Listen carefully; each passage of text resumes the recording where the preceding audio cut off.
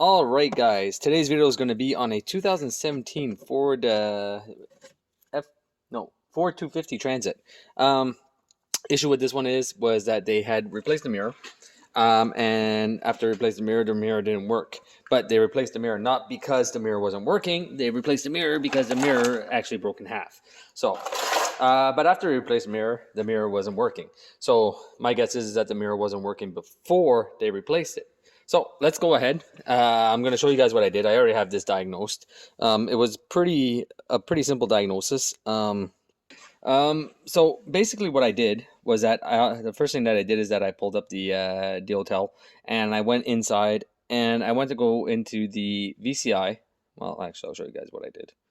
I'll come over here. All right. So I came in and I was just looking for a parameter, seeing if I had any parameters for the mirrors, and I could not find any parameters at all for the mirrors. So after that was done, the next step I did was that I came over to the internet. I went onto All Data and I pulled up a wiring diagram, wiring schematic for the power mirror system. All right. From there,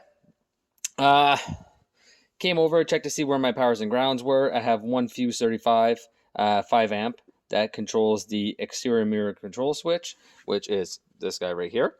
All right. And the first thing I did, of course, was that I checked that. I should come over and I'll grab my pin so I don't get yelled at by people for poking wires. So I came over and I installed my T-pin inside. I'm already hooked up onto ground.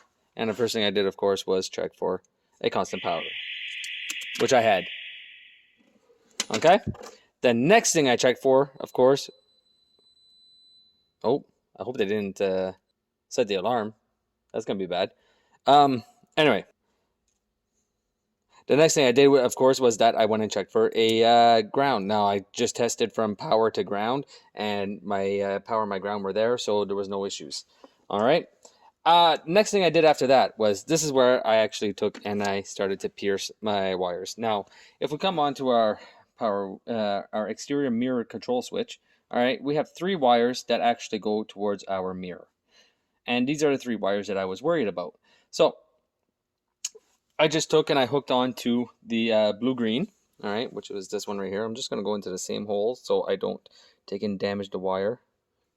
All right, so just like this, okay? Now, what I did from there was I just took and I installed my test light inside.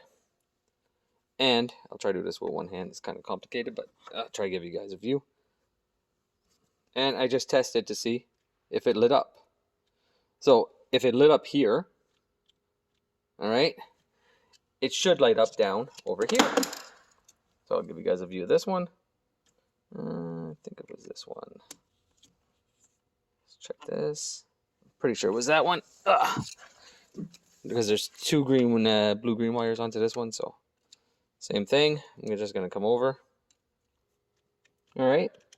So if I had power coming out of this one at the control switch, I should have a power going into my mirror. So I did that for the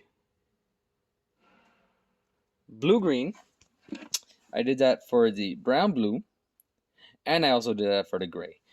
Now, the interesting is that the blue-brown actually had power going all the way up to the mirror, but my blue-gray did not. All right, so the next thing I did after that, knowing these cars, is that I just came over and I came into my door harness, and I just tugged on the gray wire that was on the inside, and lo and behold, the wire came loose. So I just took and I just skinned back the wire a little bit. All right. So I just briefly connected them like so, and I came over to my switch as I was watching my mirror. And I don't know if you guys see my mirror moving now. All right. I'll turn off the light, it might help. All right.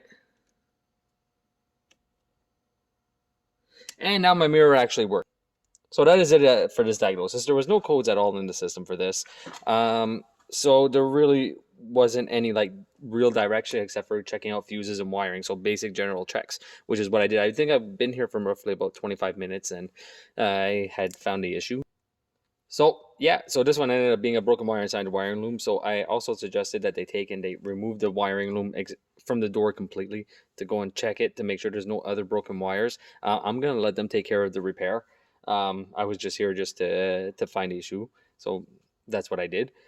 So from there, I want to mention that this is the same place that I checked out the Ford EcoSport, and we came to the conclusion onto that video that that there was something wrong with the ambient air temperature sensor that's exterior to the vehicle, which was either was missing, broken wire, broken connector, or something around there. The apprentice that worked on the car went in and verified it, and he actually forgot to put it on. So look, it's something that happens. It's an apprentice, you know. You can't get too violent with them. But yeah, so that one ended up being a bad, well, not bad, a missing component. And as always, hope you guys enjoyed this video, and I'll see you guys next time.